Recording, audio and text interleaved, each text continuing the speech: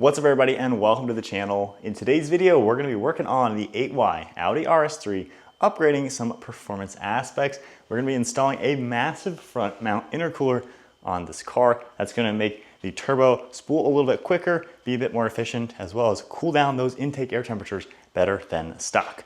So the kit that I'm installing today is this right here, which is from ECS Tuning. This is a massive front mount intercooler, basic bolt-on design, so it really should be a straightforward kit. We have just a bracket up there with a couple bits of hardware and then the massive intercooler core sitting right there.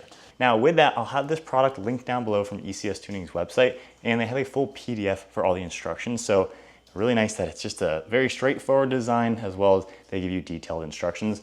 So from here, let's go ahead and get the wheels off, fender liners off, and pop this bumper off, and then start swapping out the stock one for this massive ECS one.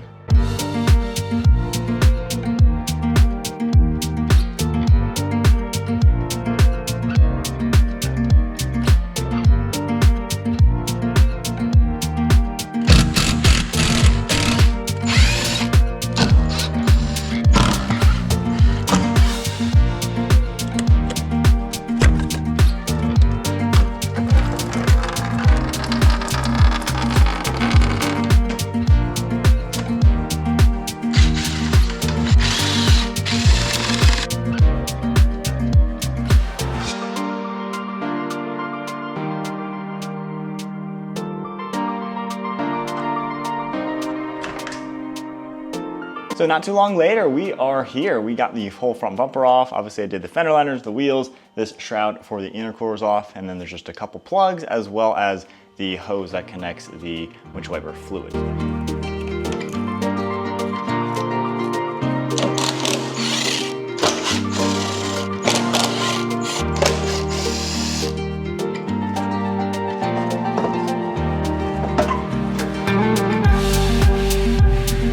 And there we have it. Stock intercooler has been removed. Pretty straightforward. And as you can tell, the new ECS Tuning intercooler is like 4 times the size.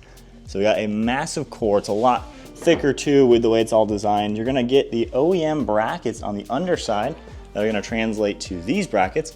And we still have the exact same holes up here that translate to the ones up there.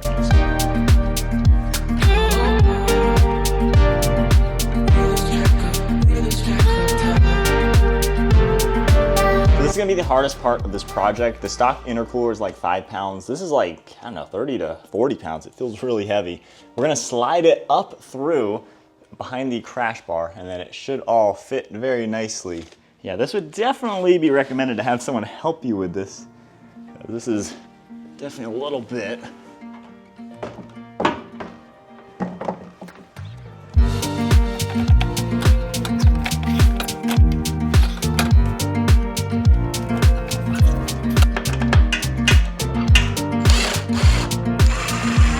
All right, got the upper bolts holding it in. I think next up, I just need to get the silicone pipes onto the end so I can actually push it forward and down and lock it into place.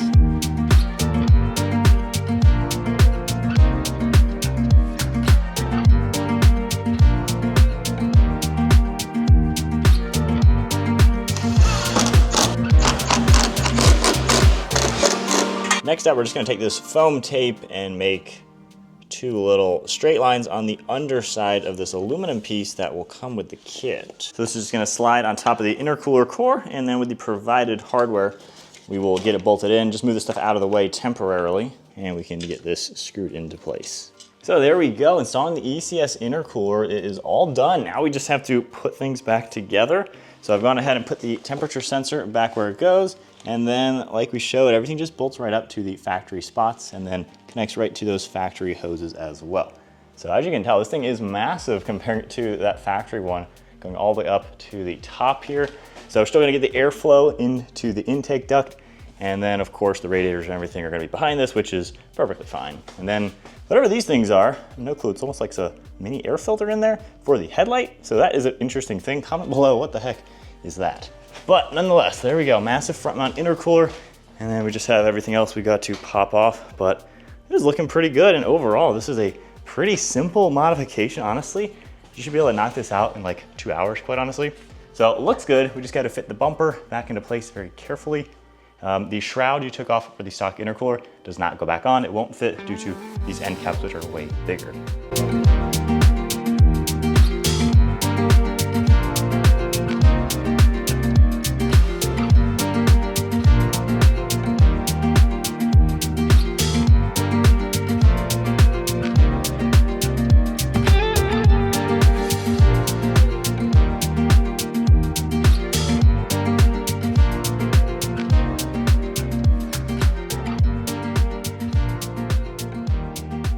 So all done with the installation now, just driving it in normal mode.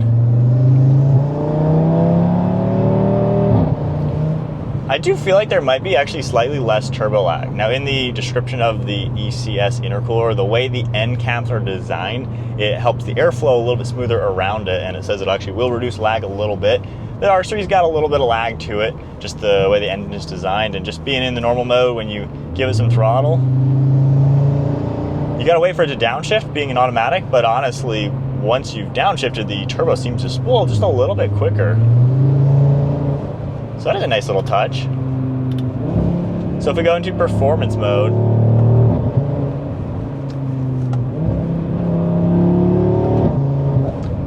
so obviously I'm not really gonna notice like any drastic changes right now until we test out the air intake temperatures, which I'll do in the morning just to kind of see the differences. I've already gone ahead and done the stock air, but now we will do it with the new intercool and see what the changes are. But as far as driving it goes, it drives basically the same, just maybe I am feeling just a little bit less turbo lag, which is a nice touch to see.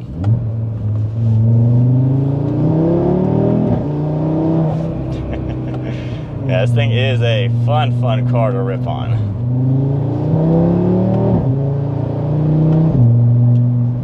Yeah, I will say, I feel like the acceleration does just feel a little bit smoother. I don't know if that's all in my head or not, but there is something about it that does feel smoother. The way this car always drove stock, I always felt like it almost felt like the clutches were slipping when you're first accelerating. Just a, I don't know, weird feeling when you're first initially accelerating. But that feeling has kind of gone away. So, I don't know, maybe something with just the flow, like the interior flow they've designed that intercooler. Maybe the stock one just wasn't exactly the most efficient flowing thing out there to where there was like a weirdness with the airflow. So I don't know, that could be something. And I want to say I might hear just a little bit more like turbo, like the whoosh noise when you're accelerating. I have the intake obviously, which is going to add a lot of that. But it might be just a little bit more noise given you have that huge intercooler where air is flowing through it. All right, after my initial test drive with the RS3 and the new intercooler, again, I feel like there's a little bit better throttle response. It does seem a little bit smoother in just the way the air is getting pushed into the engine. That is a nice touch. And then as far as how this thing looks with the car, obviously the RS3 has a massive front grille finished off in the black, which has been a little bit of a criticism. Not everyone likes it.